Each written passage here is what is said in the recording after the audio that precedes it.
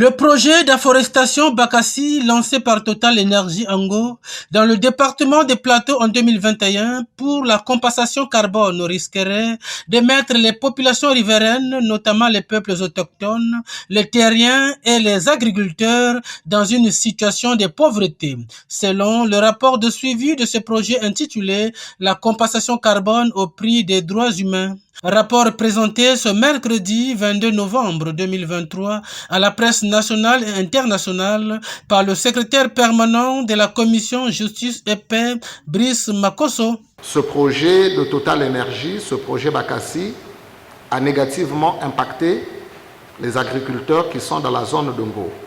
Le projet s'est développé. Les agriculteurs ont simplement été priés de quitter la zone du projet sans compensation. C'est-à-dire, on a demandé aux agriculteurs de récolter ce qu'ils avaient sur leur champ et de libérer la zone, puisque la zone devrait être utilisée pour le projet Bakassi. Mais vous savez que lorsqu'on fait de l'agriculture, on loue la terre, on fait ce qu'on appelle le dessouchage, on fait passer un tracteur pour labourer, on refait passer un tracteur pour pulvériser et ensuite on peut faire le planting. Et donc tout ça, ça nécessite pour les agriculteurs que des sommes d'argent soient investies.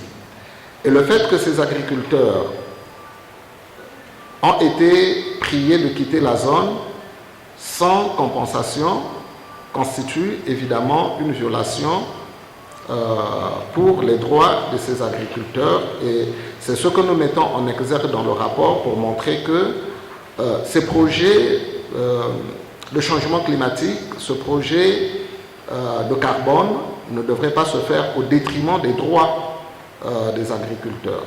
Lorsque un opérateur arrive dans une zone et exploite un projet, il serait mieux qu'il entre en consultation avec les groupes qui y sont, les groupes de terriens, pour trouver une entente de sorte que soit prise en compte toutes leurs aspirations, leurs intérêts par rapport à la terre dont ils possèdent. Parce que la terre est pour ces familles-là une source de revenus. Avec la terre, on fait des cultures qu'on peut vendre et qui génèrent une valeur commerciale en termes d'argent. Et ça permet donc à ces terrains-là de faire face à certaines charges en termes de jouissance des droits socio-économiques comme payer la scolarité des enfants, comme subvenir aux soins de santé, ainsi de suite. Or, à ce niveau, nous pensons aussi que la compagnie a bel et bien violé la norme environnementale et sociale numéro 5